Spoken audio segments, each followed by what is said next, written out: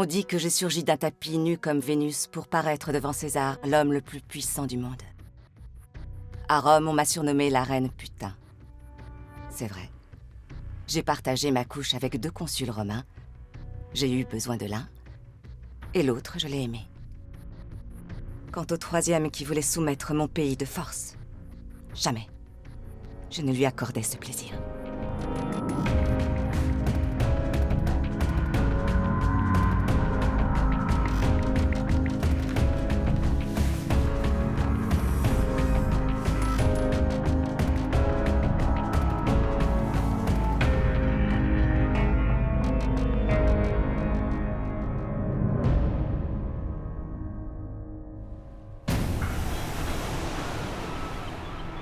Je suis devenue reine d'Égypte en des temps incertains.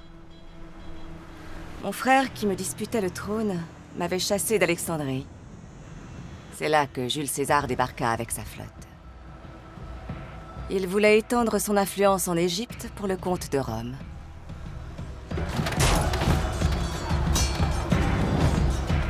Mal conseillé, mon frère ne s'attaqua pas seulement à moi, mais aussi aux Romains. Ma vie était menacée. Je devais constituer une alliance contre mon frère, et seul César était assez puissant. Il fallait que je le rencontre, coûte que coûte. Halte là. Qu'avez-vous là? Des figues et des dattes pour le cuisinier. Et les premiers raisins. Et lui, que porte-t-il? De la nouvelle literie pour César. En soie. C'est bon, vous pouvez entrer. J'ai dû me glisser clandestinement dans mon propre palais, là où César avait établi ses quartiers. Il voulait négocier avec mon frère et moi.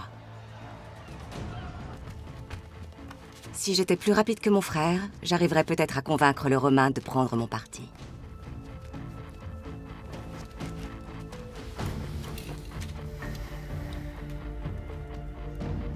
Attention, un garde.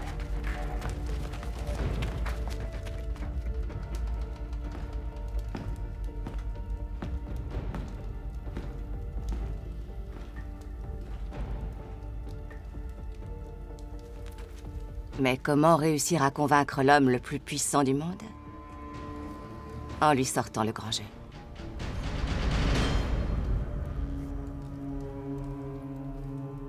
Partez maintenant. Tout dépendait de cet instant. Mon destin était entre ses mains. La flotte barre le port. Ce moment allait décider de tout.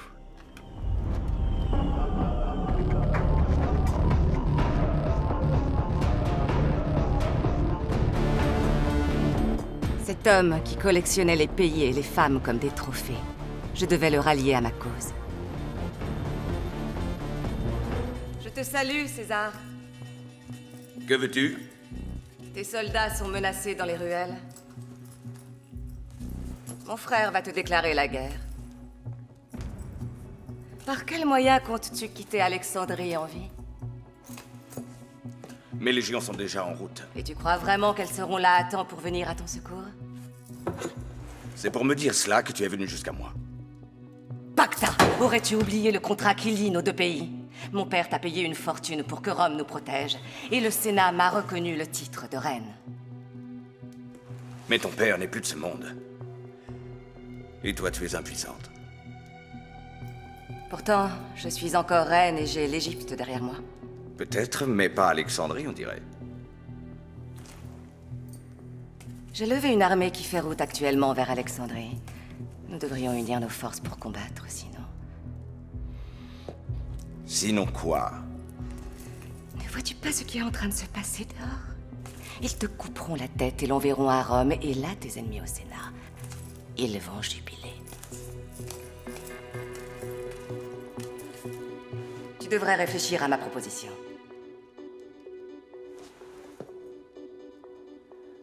Nous verrons cela. César avait bel et bien raison. Sa flotte et ses légions arrivèrent à temps pour réprimer le soulèvement contre Rome.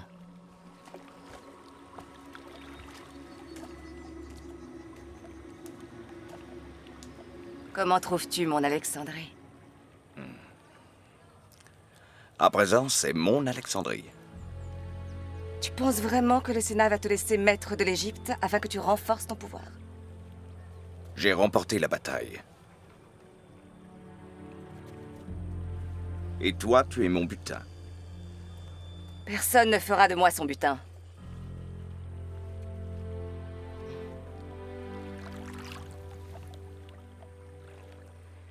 Que va devenir le pacte passé avec Rome? Notre alliance devrait peut-être être renouvelée.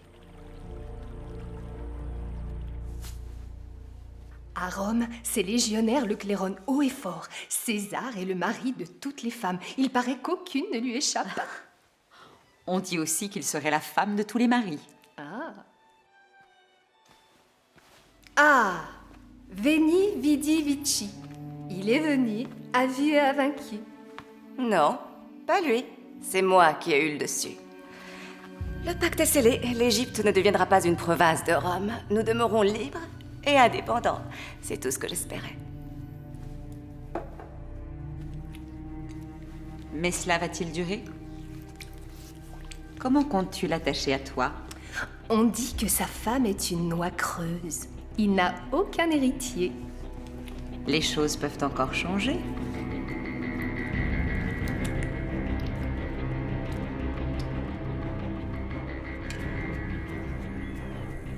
Mon Égypte et tous ses trésors. J'étais l'héritière d'une culture 3 fois millénaire. Rome nous jalousait. César avait besoin des terres fertiles du Nil comme grenier à blé pour nourrir ses légionnaires et contenter le peuple romain en leur procurant des céréales. Et qui, à part moi, pouvait lui garantir cela? Où en sommes-nous avec l'huile d'olive de Karnak? 500 amphores sont en route. 50 balles de lin doivent arriver de Thèbes, 1000 lances et épées d'Héliopolis. Et nous attendons 200 talents d'or de Nubie. Il nous en faut 300 talents. Combien de boisseaux de céréales livrons-nous aux légions de César? 200 000. Doubler la quantité. Écoutez, noble reine. Les récoltes ont été mauvaises, et les paysans ont faim. Si nous voulons la paix avec César, nous devons livrer. À moins que tu préfères voir les collecteurs d'impôts romains sur nos terres. J'attendais notre enfant. Mon premier-né. Et mon assurance pour l'avenir. Mais que signifiait-il pour lui? Pour nous? Pour Rome?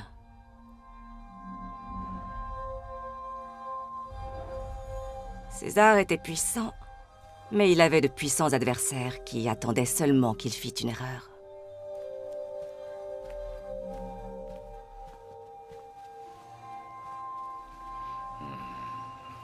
Tiens. C'est pour toi, mon roi.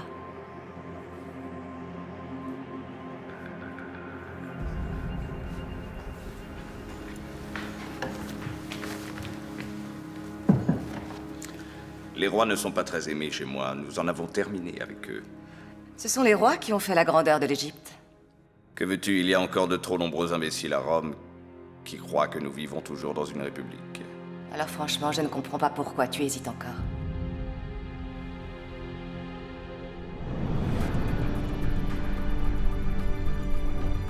Il finit par nous emmener à Rome, dans l'antre du lion.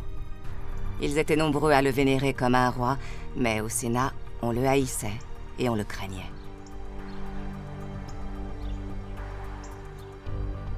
Nous habitions une de ces villas de l'autre côté du Tibre, et non dans sa maison. Après tout, César était toujours marié. Mais tout le monde savait à Rome que j'étais sa maîtresse. Et que Ptolémée César était son fils.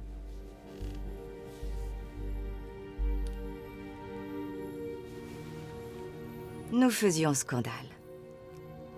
On m'appelait la reine putain du Nil.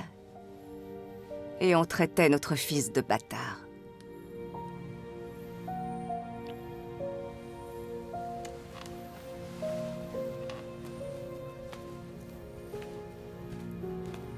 Mais malgré cela, nous étions l'attraction du moment. Quand je donnais une réception dans la villa de César, c'est tout le gratin romain qui se précipitait.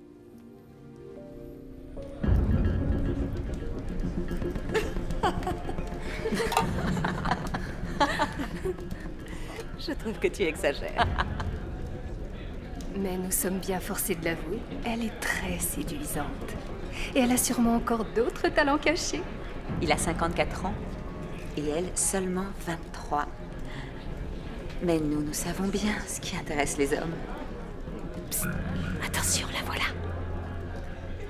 Elle ose se montrer avec son fils. Chut, tais-toi. Comme si je ne savais pas que ces oies romaines cacardaient derrière mon dos.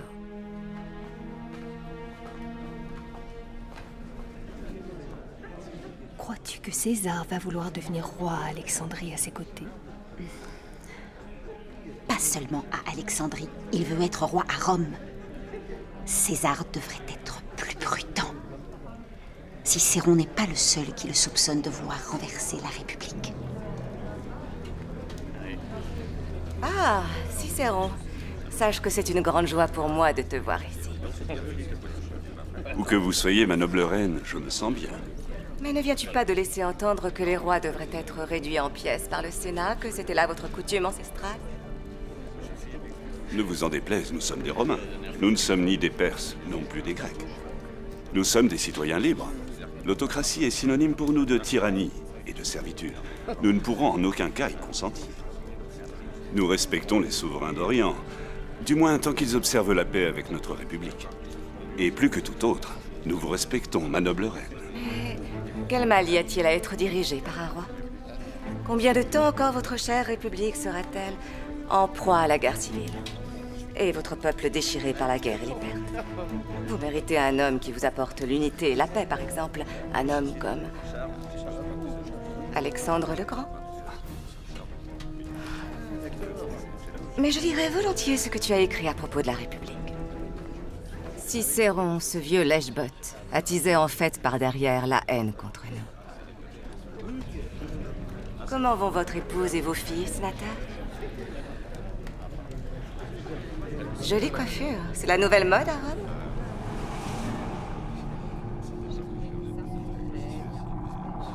César ne se montrait pas dans ce nid de vipères. Il ne voulait pas jeter de l'huile sur le feu. Mais cela ne servit à rien. Cicéron voit clair. Quand il dit que César est un tyran et que sa maîtresse est un vrai danger pour la République. Nous devons l'éliminer avant qu'il ne soit trop tard. Ils sont tous d'accord. Sait-on déjà où cela doit se passer? Là, où justement il commet ses crimes contre la République, au Sénat.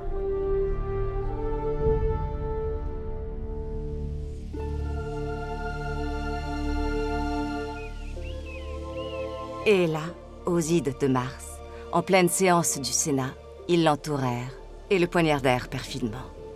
Il était devenu trop puissant pour ces lâches assassins.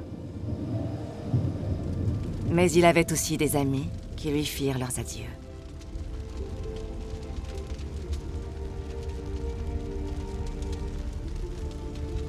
Pourquoi avait-il fallu qu'il se rende au Sénat, ignorant toutes les mises en garde?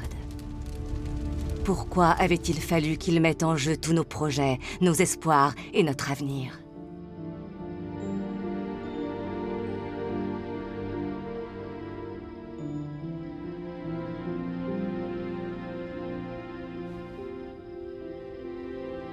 Maman, je peux pas dormir. J'ai trop peur. Viens dans mes bras, Trésor.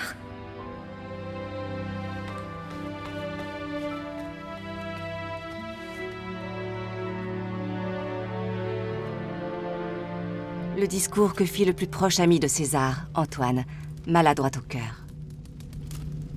César, père de la patrie et héros, est mort.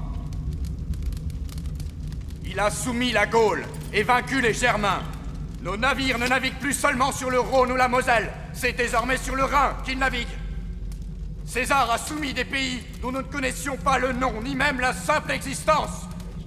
Face à nos ennemis du royaume du Pont, il est venu, a vu et a vaincu en une seule journée.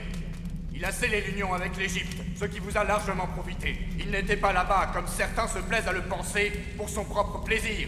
Aujourd'hui, il est mort, sa mort n'étant rien due à la maladie, ni à l'âge. César n'est pas tombé à la guerre, il est tombé ici, à Rome, sous des mains assassines. Il vaudrait mieux quitter Rome. J'ai peur qu'une guerre civile n'éclate. Poignardé, tu gis aujourd'hui ici, où si souvent tu adressas au peuple tes harangues. Nous pleurons sur tes cheveux éclaboussés de sang. Nous pleurons sur ta toge déchiquetée. Hélas, tes ennemis t'ont lamentablement assassiné. À bas les meurtriers de César! Oui, à bas les meurtriers de César! À bas les meurtriers de César! À bas les meurtriers de César!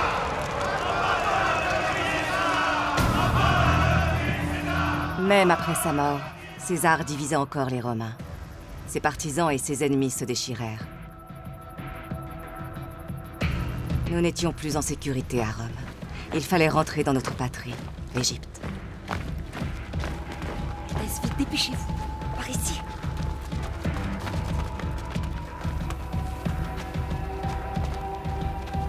À partir de là, notre destin dépendait des futurs détenteurs du pouvoir à Rome. D'Octavien, petit-neveu et fils adoptif de César. Je le vengerai en éliminant tous ces meurtriers. Ils sont plus puissants que tu ne crois. Faire cause commune serait peut-être plus malin. Et de Marc-Antoine, le collègue de César au consulat. Tu veux dire, nous marchons chacun de notre côté et nous vaincrons ensemble? Puis nous partageons l'Empire entre nous? Je reçois l'Occident, y compris l'Italie. Toi, tu auras la Grèce, l'Asie et l'Égypte. Et là, il y a la frontière entre nous. Et tu m'accordes 30 000 légionnaires. 30 000 hommes. Impossible. 20 000, c'est tout ce que je peux lever en Italie. Mais si j'ai besoin de la flotte, tu me l'envoies. Si tu en as besoin, tu en disposeras. Alors tenons-nous-en là.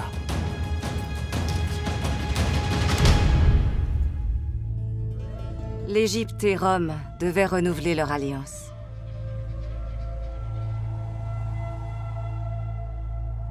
Comment Antoine allait-il me traiter? Allait-il essayer de me soumettre, ou pire, de me déposer? Ou bien allait-il, comme César, me reconnaître en tant que reine?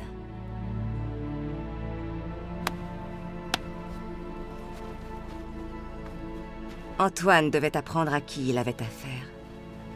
À plusieurs reprises, il me fit appeler auprès de lui. Je le laissai attendre. Tous les souverains d'Orient se sont empressés de me rendre hommage, sans parler des souveraines. Elle seule semble trouver cela inutile. Et c'est toi qui dois te déplacer. Elle va apprendre à me connaître.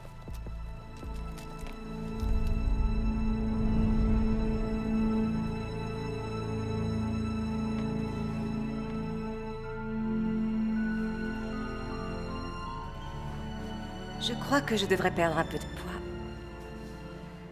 Que savons-nous sur lui? Il est marié et il a une épouse qui fait tout pour lui. Elle lui envoie régulièrement des soldats et des équipements. Elle va jusqu'à mener des campagnes pour lui. Moi, j'appelle ça de l'amour. Et il paraît aussi qu'il est totalement inculte. Une espèce d'ignare. Ce n'est pas il paraît, il l'est. Il adore les histoires grivoises et il fréquente les pires gargotes. On n'apprend pas à connaître son peuple en faisant la guerre. Alors que d'après ce qu'on m'a dit, il fréquente les bibliothèques et écoute les philosophes. Qu'il les écoute, c'est possible, mais de là à comprendre ce qu'ils disent... De plus, c'est un soifard et un bourreau des cœurs. Il les dévore toutes crues. Il se présente lui-même comme le nouveau Dionysos. Il aurait déjà accroché quelques reines à son tableau de chasse. Au lieu de vous perdre en conjectures, allez donc vous préparer.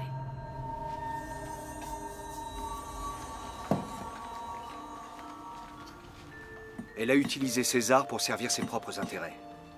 Et vice-versa. C'était de bonne guerre. Mais cela lui fut fatal, ne l'oublie pas. Reste sur tes gardes. Il est temps maintenant d'aller nous mesurer à cette reine, et nous verrons bien.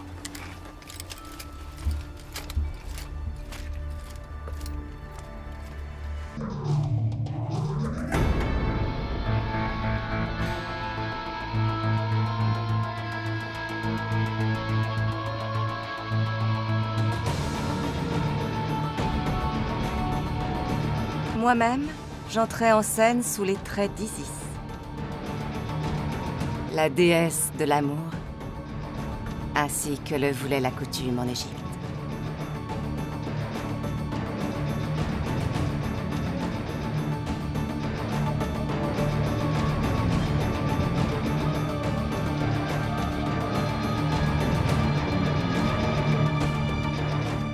J'avoue que...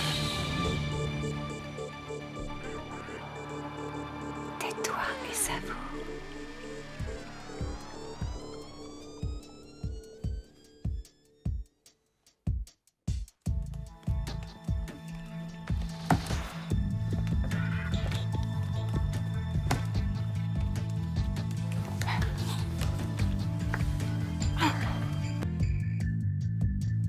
Avec César, je voulais sauver ma vie et ma couronne.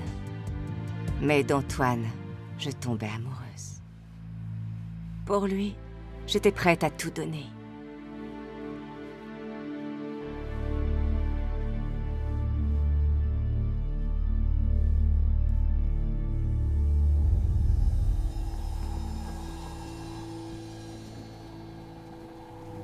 Nous ne nous vîmes pas pendant 3 longues années. Il devait combattre avec ses légions à l'est de l'Empire et défendre son pouvoir à Rome.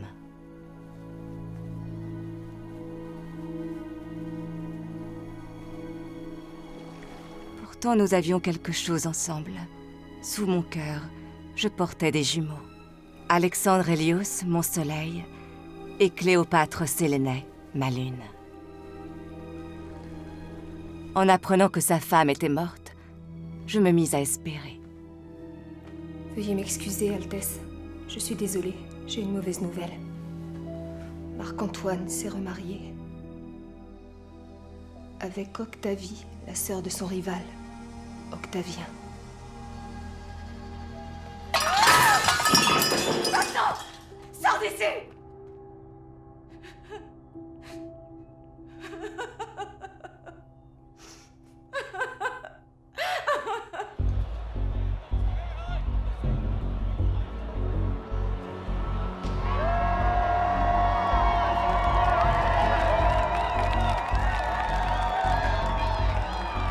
Certes, Antoine ne m'avait pas épousée.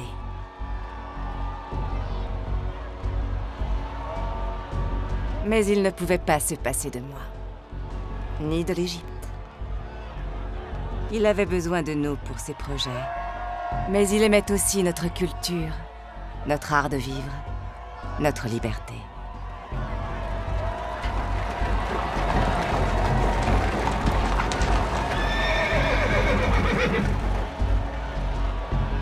Et j'étais la seule à pouvoir lui préparer une telle réception.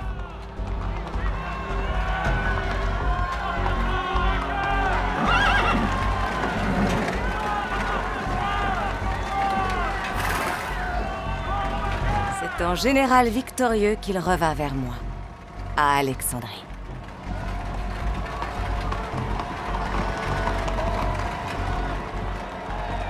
Voilà où nous en sommes réduits. Nous sommes dirigés par des hommes qui dilapident leur butin sans scrupule, en compagnie d'une putain d'Orient. Je ne suis pas étonné de le voir ramper devant elle. Après tout, c'est elle qui finance ces guerres. Et qui sait, peut-être que sans elle, il n'aurait pas vaincu. Et aujourd'hui, pour lui plaire, c'est avec elle qu'il fête son triomphe dans les rues d'Alexandrie, et non de Rome. Ils seront fous de rage au Sénat. Tous les Romains le seront.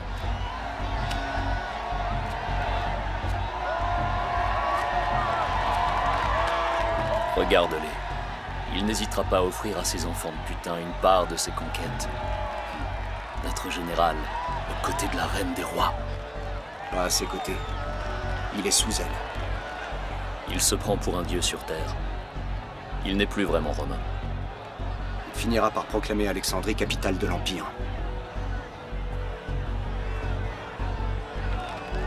Il faut qu'Octavien intervienne pour mettre fin à tout cela.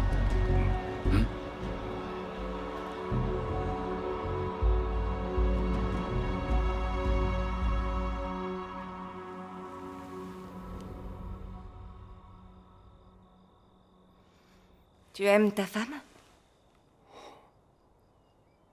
C'est toi que j'aime, tu le sais. Alors prouve-le. Je l'ai prouvé en reconnaissant nos enfants. Ce n'est pas suffisant.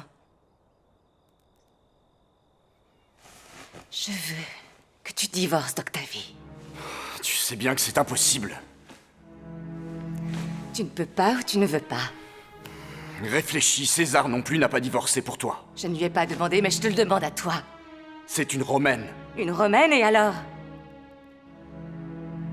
Je t'en prie, fais un effort. Elle est la sœur d'Octavien. Ce mariage scelle notre pacte. Il n'attend qu'une chose, que j'y mette fin. Tu es tout simplement trop lâche. Ça serait immédiatement la guerre si je divorçais. Contre toi aussi. C'est cela que tu veux? Non, je ne voulais pas la guerre. Mais ensuite, il arriva ce que j'avais toujours redouté. La rivalité entre Octavien et Antoine se transforma en hostilité ouverte. C'est une trahison. Tu m'avais promis l'assistance de la flotte. Et que m'as-tu envoyé pour la guerre contre les Parthes, quelques minables coquilles de noix? Ce sont quand même nos ennemis communs. C'est 20 000 légionnaires que tu devais m'envoyer en renfort par contrat. Et c'est à peine 2000 que j'ai vu arriver. C'est parce que je n'ai pu en dénicher plus, mon cher Antoine. Aucun Romain ne veut faire la guerre pour ta putain. Enfin, pour une reine étrangère. D'où vient ce changement chez toi, Octavien? Peut-être es-tu jaloux que je couche avec une reine? Je t'ai donné ma sœur comme femme, et toi tu oses la tromper avec ta Cléopâtre. Et toi, tu n'as pas de maîtresse, peut-être? Tu couches seulement avec Livie? Tu as sûrement dû coucher avec Lucie, ou Julie, ou bien Tullie, ou même avec toutes les trois. Mais toi, tu peux avoir les maîtresses que tu veux, ça n'a aucune importance. Et quand bien même, ce sont des Romaines, et non une catin égyptienne. Que t'a dit Cléopâtre en paraissant devant toi dans le costume de Vénus? Soit tu auras la guerre, nous nous sommes partagés l'Empire. Et toi, que fais-tu? Tu en profites pour brader l'Orient tout entier. Tu fais des Romains les eunuques sans volonté de ta favorite. Quant à toi, tu n'es plus que l'esclave d'une putain. Dois-je écrire ces mots textuellement? Mot pour mot.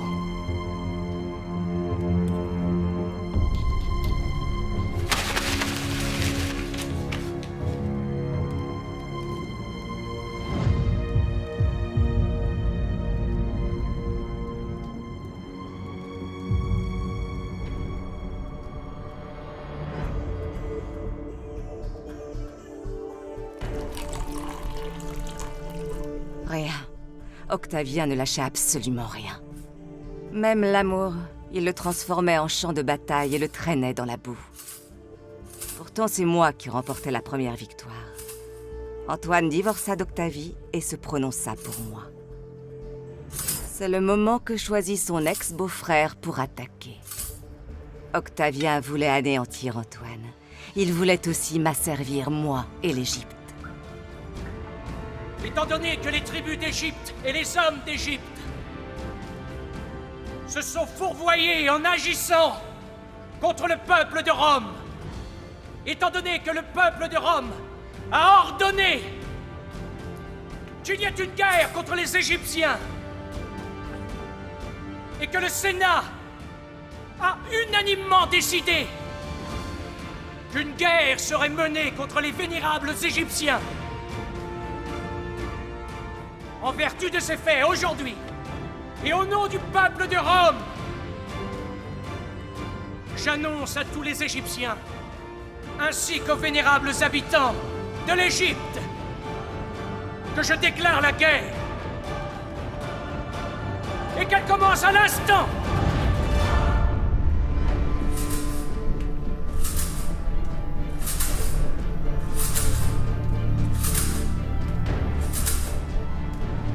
L'affrontement eut lieu en Grèce, près d'Axiom.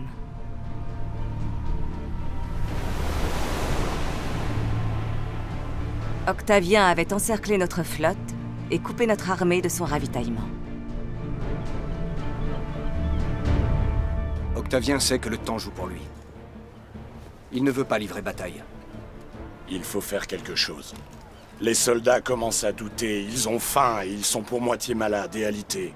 Tous les jours, des unités désertent pour le rejoindre. Si cela continue, nous ne tiendrons pas le coup longtemps. En un mot comme en 100, nous sommes piégés.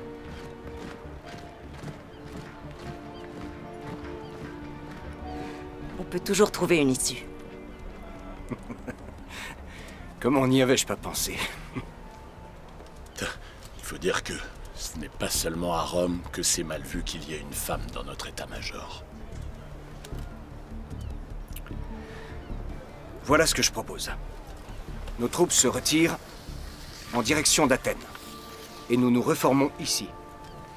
Et notre flotte, dont fait partie entre nous soit dit bon nombre de mes navires, vous allez la couler dans le port? Je vous rappelle que pour la haute mer, les bateaux égyptiens sont les meilleurs. Toi et toute ta clique orientale, ça fait longtemps que vous êtes un boulet pour nous. Cela suffit! En mer, nous n'avons aucune chance contre Octavien.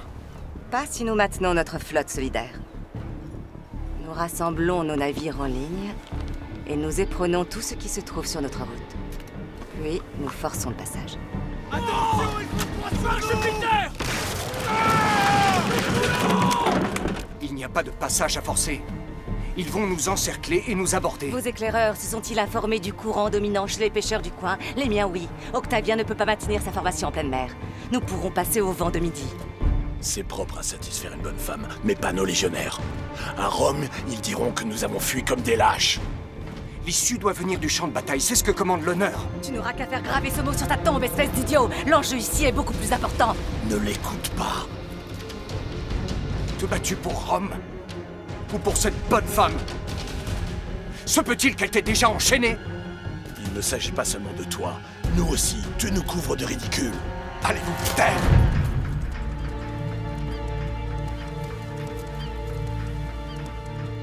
C'est tout bonnement le meilleur plan. Forçons le passage. Ainsi, la bataille se déroula comme je l'avais prédit.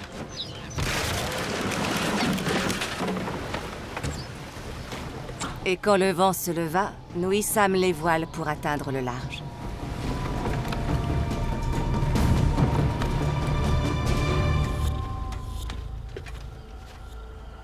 Ils ont forcé notre blocus. Ils sont partis avec plusieurs légions et le trésor de guerre. Vous avez donc échoué. Et aujourd'hui, le fait est qu'elle nous a échappé. Qu'est devenu Marc-Antoine? Son bateau a été pris à l'abordage. Mais il avait filé avec Cléopâtre. Vous ne comprenez donc rien. Il ne s'agit pas d'une fuite. Ils sont partis en sauvant tout. Mais il a quand même perdu plusieurs légions. De toute façon, cette mauviette avinée n'en a plus pour très longtemps. Taisez-vous maintenant. Cette vipère de reine est bien plus dangereuse que lui.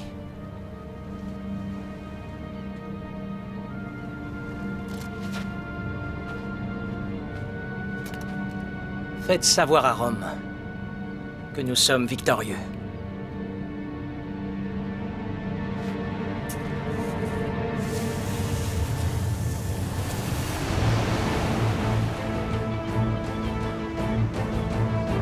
Nous naviguâmes avec notre flotte jusqu'à Alexandrie, nous imaginant en sécurité.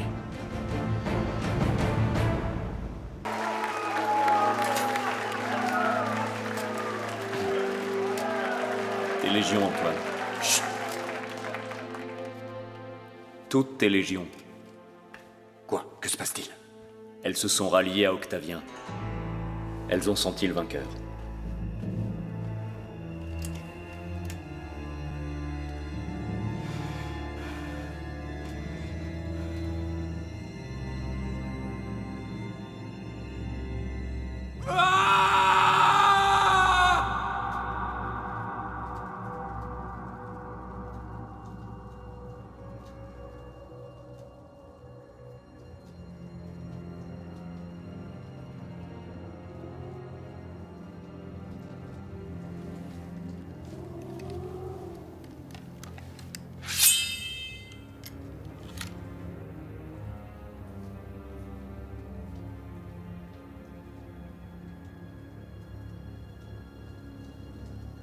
Tu penses à quoi?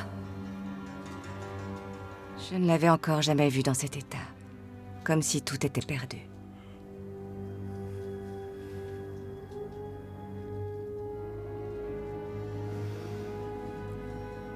Allez, parle.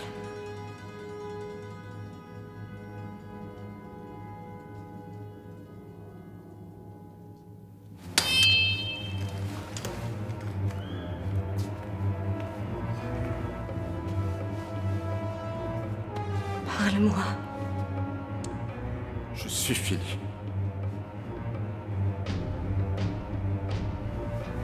Un Marc-Antoine ne capitule pas. Octavien va t'humilier. Il va te prendre ton honneur, tes enfants, nous. Fais quelque chose.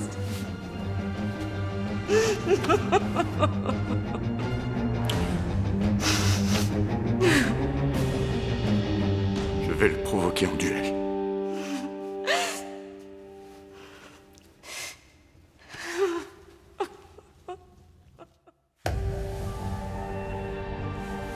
C'était du désespoir pur.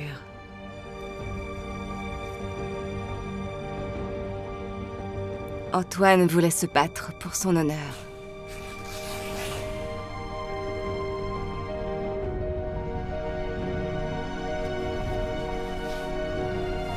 Mais quel intérêt Octavien aurait-il eu à affronter un adversaire aussi valeureux?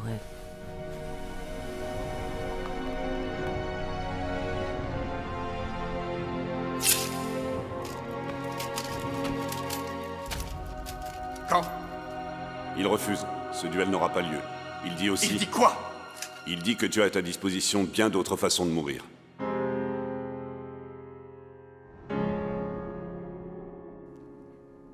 Il n'y avait plus d'espoir.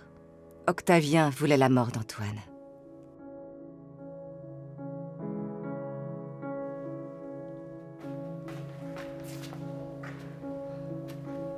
Que se passe-t-il?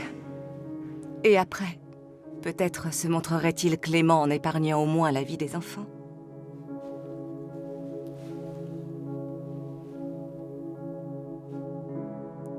Je devais agir. Apollodorus.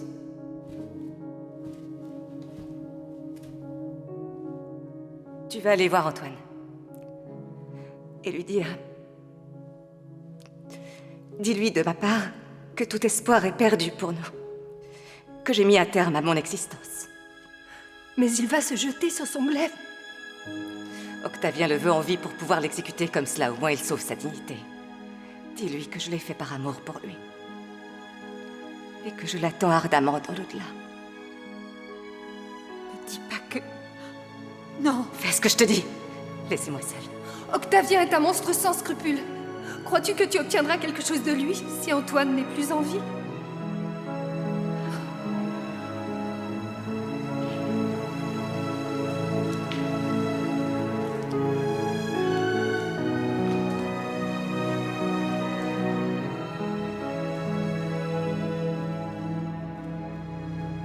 Elle vient de mettre fin à sa vie. Elle a dit que vous vous reverrez par amour, dans un autre monde.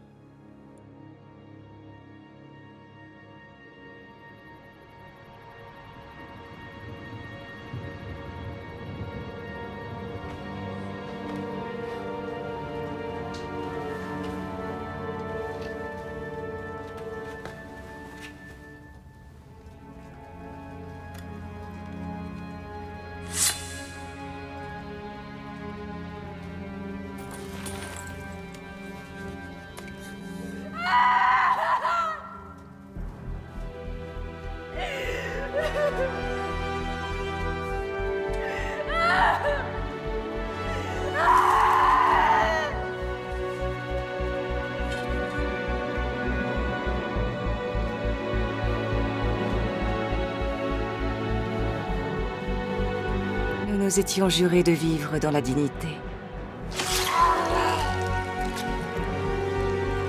Et de mourir dignement.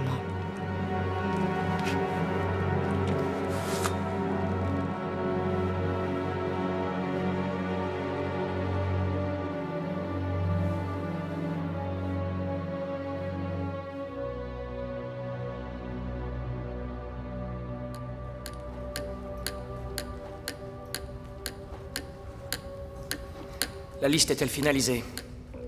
Elle dit que l'ordre d'Endera ne lui appartient pas, qu'il est au temple de Hathor. C'était donc lui, le fameux Octavien. Un visage d'enfant, et pourtant froid et sans scrupules. Remets-moi le trésor royal d'Égypte et je verrai ce que je peux faire pour toi. César, dont tu es l'héritier, a veillé à ce que je sois considérée comme une amie et alliée de Rome. Et c'est son sang qui coule dans les veines de Césarion. As-tu une preuve écrite?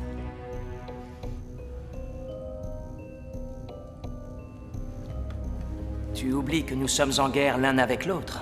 Ce n'est pas moi qui l'ai déclaré. Tu vas m'accompagner à Rome. Comme reine ou comme ton butin? Comme Cléopâtre.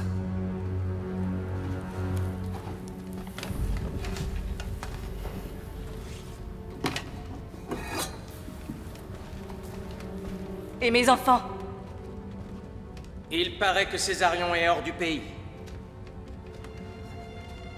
Je le ferai chercher.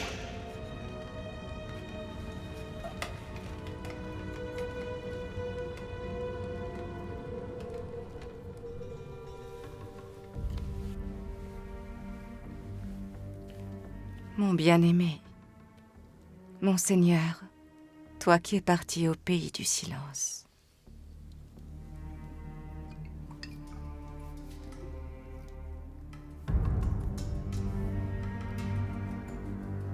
Je te rejoindrai bientôt.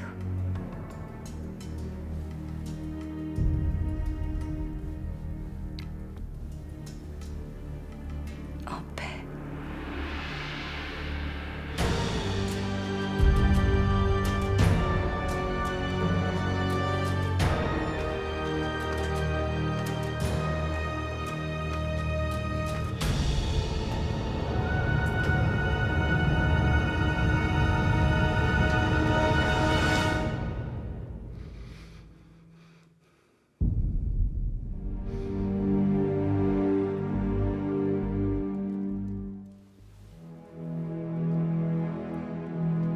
Olapos, est-ce que tu l'as?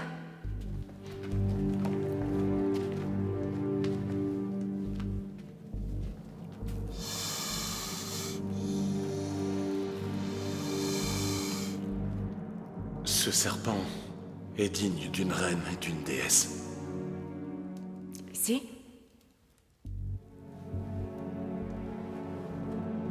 Pose-le là à la pliure du bras sur la veine. J'espère que cela sera réglé en peu de temps. Au contraire, cela peut être extrêmement long. Sans compter que cela n'est pas non plus sans douleur.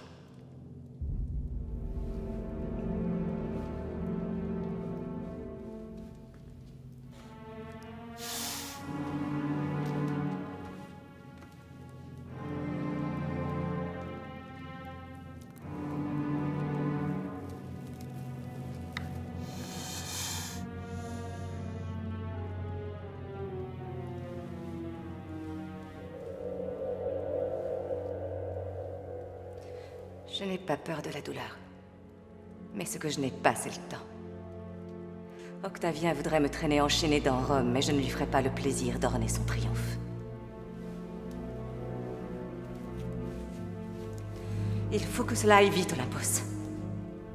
Alors faites-le à la manière des philosophes, une boisson à base de ciguë et d'aconite mélangée avec un peu d'opium pour adoucir la douleur.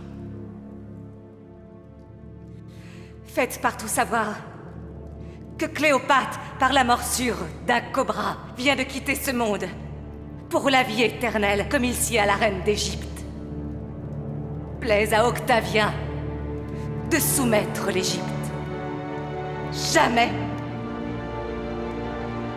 jamais il ne me soumettra.